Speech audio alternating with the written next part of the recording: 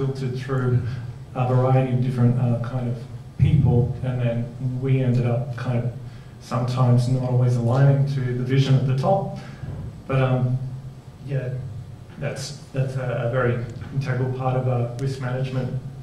Just we're being videotaped, Jared, so the publishers are listening. We love you guys. You guys are always right, and we're never right.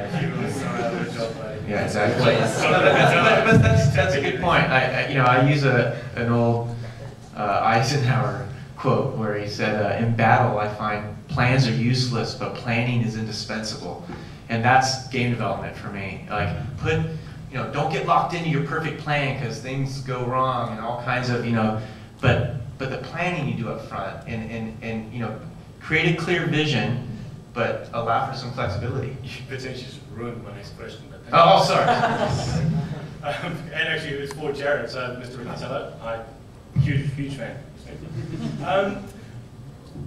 Pandemic's been through a bit of a interesting few months, and this actually ties quite nicely into what you guys are saying about all that upfront work. And I'm not overly familiar with Pandemic's methodology, but especially when working on those licensed properties, you have this volume of information. I'm curious at Pandemic, how many people get involved in those early stages, and how many people do you bring in to the process in those early stages?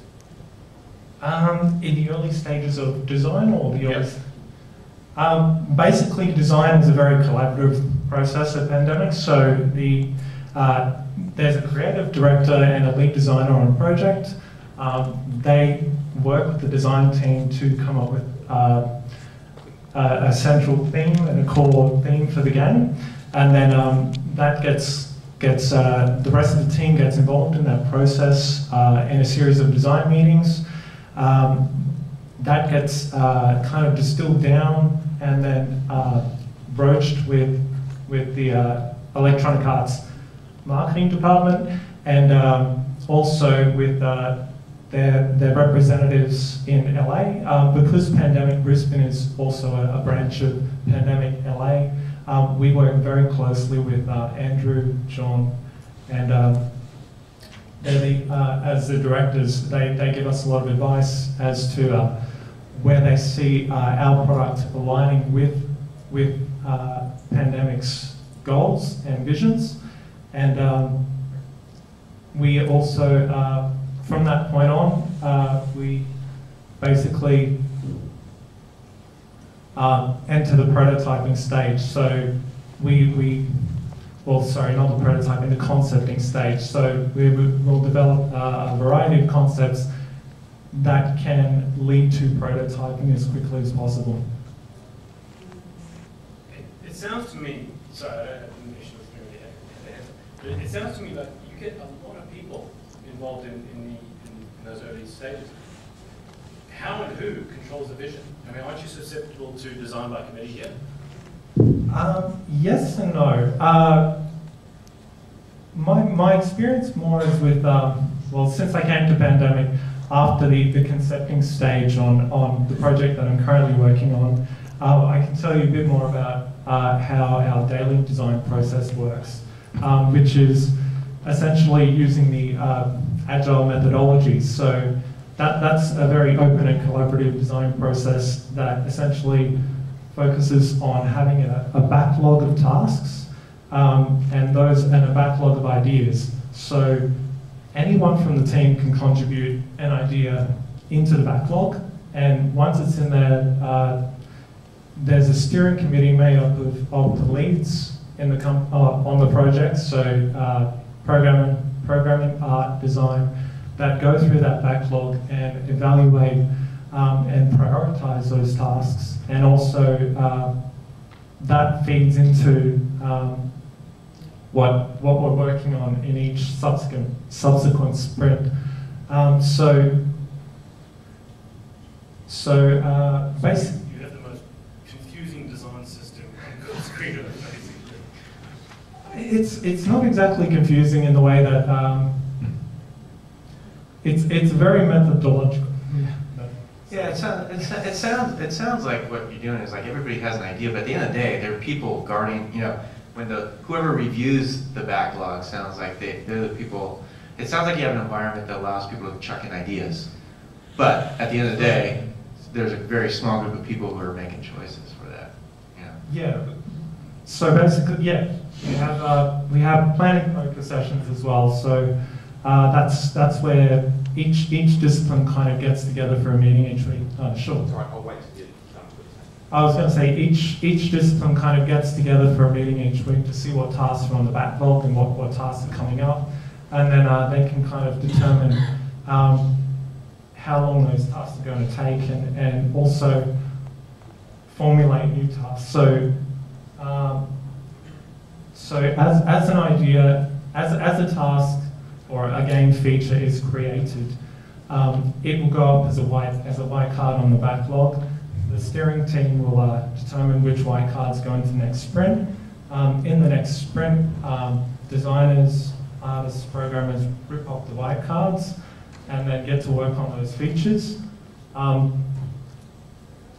As in the development of new game features, writing up a spec, for example, we'll have a meeting that we'll write up a basic spec, and then we'll call a meeting of the other designers, and then in that meeting we'll discuss the spec, we'll flesh out some more ideas, and that might lead to the generation of new white cards. But I have white cards, but I throw them in the trash. No, it sounds like a fairly organic process, but there's some structure to it. It does sound like everybody at Pandemic gets involved. Like everybody gets a say to start with, and then it'll. Everyone definitely gets involved, and everybody is aware of what other people are working on because of the morning meetings and the breakdown of the scrums. Because we've got the team kind of broken down into about 6 scrums right now.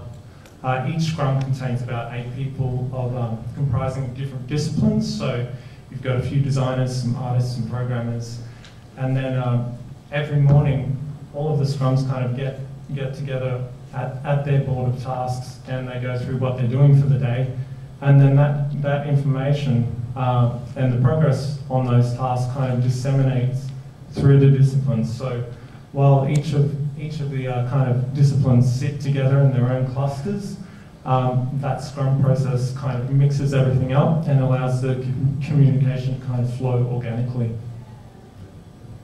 I was just going to ask, you've got an open forum where everyone can throw in an idea for a white card. Is there a mechanic to actually take the ones that aren't going to be actioned away? Otherwise, how do you stop feature creep and that kind of thing?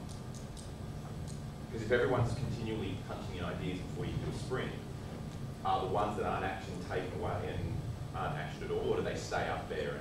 They stay in the backlog, so there's the backlog board, and then there's the board of tasks that have been prioritised by the steering committee for the next sprint. Yep. So those 2 boards are separate, and yeah, tasks in the backlog might not ever find their way into a sprint. They might just end up being discarded. It comes down to leaks.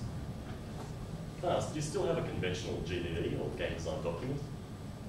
We've got a wiki, so that stores the design docs as they're kind of generated, but we don't have a definitive game bible for our game. So the white cards almost define the game they're designed?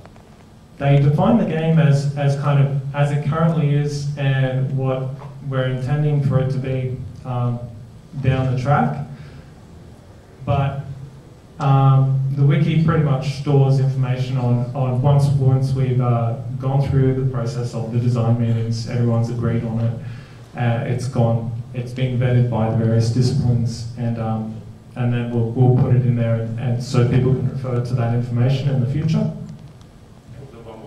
Yeah, cool. Just steering away from Scrum for a little bit, that sounds fantastic in terms of communication. So I'm really interested to hear how yourself, Lewis, and also David, both as Geo Australia and Tantalus, how you guys filter down the communication.